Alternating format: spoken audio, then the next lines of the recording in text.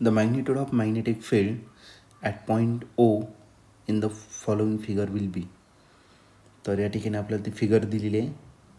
पहिले state conductor आहे, नंतर एक सर्क्युलर आर्क दिलेला आहे, सेमी इन्फानाइट स्ट्रेट कंडक्टर आहे. ओके, पहिला जो आहे तो सेमी इन्फानाइट स्ट्रेट कंडक्टर आहे. दुसरा जो दिलेला आहे तो सर्क्युलर आर्क दिलेला आहे तुम्हाला, पण तो 1/4च पार्ट आहे. राईट. मग पुढचा जो आहे तो सर्क्युलर आर्क आहे, ज्याची रेडियस किती, तर आर इतकी त्याची रेडियस आहे. Circular arc with theta is equal to 90 degree म्हणजे π/2 रेडियन. त्याच्यानंतरचा जो पुढचा पार्ट आहे तो देखील पुन्हा सेमी इन्फानाइट स्ट्रेट वायर आहे आणि त्याचं परपेंडिक्युलर डिस्टन्स आर इतकं आहे. पहिल्याचं पण परपेंडिक्युलर डिस्टन्स आर इतकं आहे. म्हणजे दोघांसाठी सेम फॉर्म्युला आपण अप्लाय करू शकतो. आणि करंट कसं चाललं आहे, अँटी क्लॉकवाईज डायरेक्शन, म्हणून सगळ्यांची आपण मॅग्नेटिक फील्डची ॲडिशन करू शकतो. ठीक आहे. हा क्वेश्चन 2024ला आलेला होता. ए ऑप्शन आहे μ0I divided by 4πr in bracket 2 divided by pi plus 2 bracket complete. B option आहे μ0/4πI/r in bracket 2 divided by pi minus 2.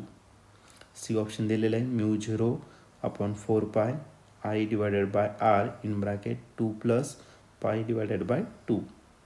आणि लास्ट डी ऑप्शन दिलेलं आहे μ0/4πI divided by r in bracket 2 minus pi divided by 2.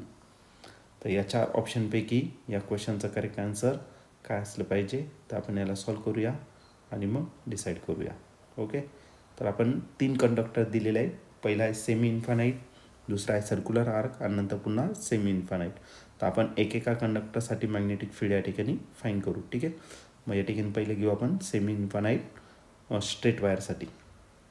For semi infinite wire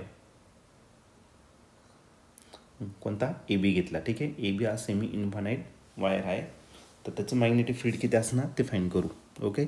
for semi infinite wire A B the magnetic field at point O, ओला find करायचं. ठीक आहे. At point O is given by, बघा semi infinite वायरसाठी जर magnetic field घेतलं त्याचा formula काय असतो, μ0I डिवायडेड बाय 4πr. 4 घ्यायचं आहे, सेमी इन्फानाइट आहे म्हणून. ठीक आहे. 4πr. आर ही त्याची काय असणार, रेडियस असेल. आता पुढे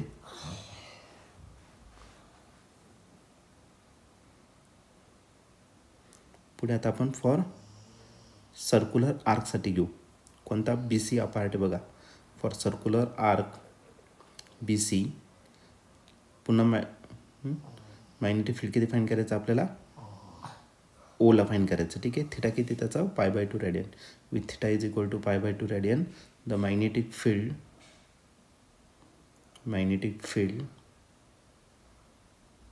ॲट पॉईंट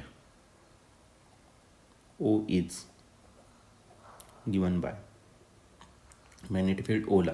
आता सर्क्युलर आरसाठी जर घेतला तर बीचा फॉर्म्युला काय, त्याला बी सी घेऊ, बी सी घेऊ. आणि याचा जो फॉर्म्युला आहे तो किती असणार, μ0I divided by 4πr into theta. आणि थिटाची जी व्हॅल्यू आहे ती किती, तर π/2 radian. μ0I divided by 4πr into π/2 radian. आता नेक्स्ट केसमध्ये पाय काय करू शकता तुम्ही, कॅन्सल करू शकतात. आणि 4 2 किती झाला, 8 झाला. ठीक आहे. मग याला अरेंज करून घ्या. μ0I divided by 4 2 8r. Okay. R small करा, त्याला स्मॉल करावं लागेल, आर कॅपिटल लिहिला गेलं माझ्याकडून. आता सिमिलरली मॅग्नेटिक फील्ड घ्यायचं आपल्याला कोणासाठी, सी डी या सेमी इन्फानाइट वायरसाठी. For semi infinite wire C D the magnetic field at point O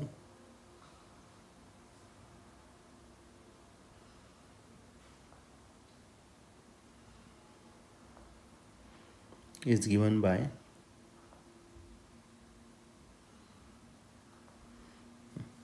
तर सी डीसाठी जर घेतला तर सी डीसाठी magnetic field B C D करू आपण त्याला.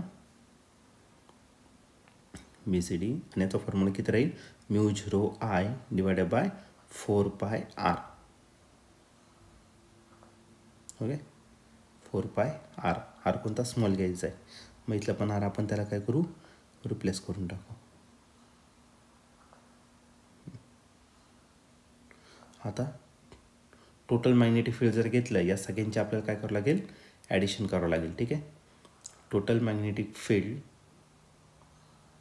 At point O is given by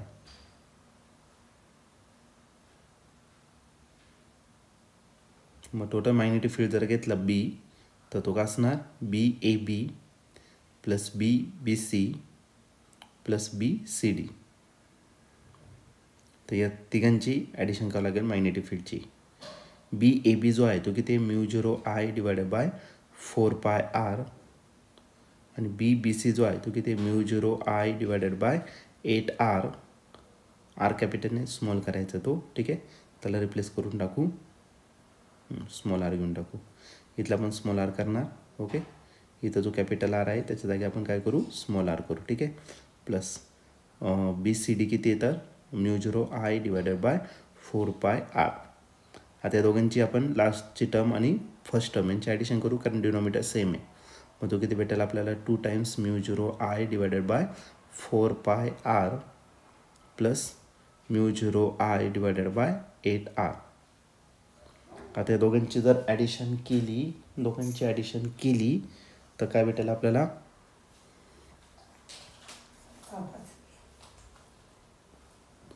mu 0 I आपण 4 पाय म्यू 0 आपण 4 पाय आणि I divided by small R बाहेर घेतला. मग या ठिकाणी किती राहिला हे बघा म्यू 0 आणि 4R बाहेर आला 4 पाय R. मग इथं राहिलं फक्त 2 प्लस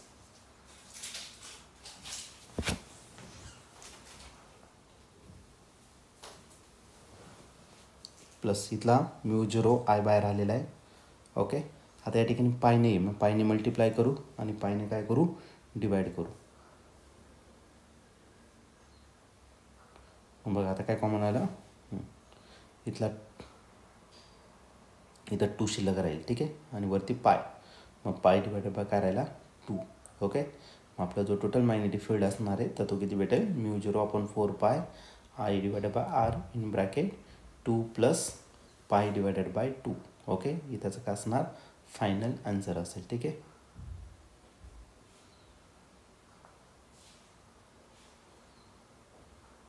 आणि या ठिकाणी तुम्ही ऑप्शन जर बघितलं तर ऑप्शन नंबर C जो आहे तो या ठिकाणी आपला करेक्टली मॅच होतोय. म्हणून या क्वेश्चनचं जे करेक्ट आन्सर असणार ते ऑप्शन C असेल. ऑप्शन C म्हणजेच काय म्यू 0 अपॉन 4 पाय I upon small R in bracket 2 plus pi divided by 2 हे त्याचं करेक्ट आन्सर असेल.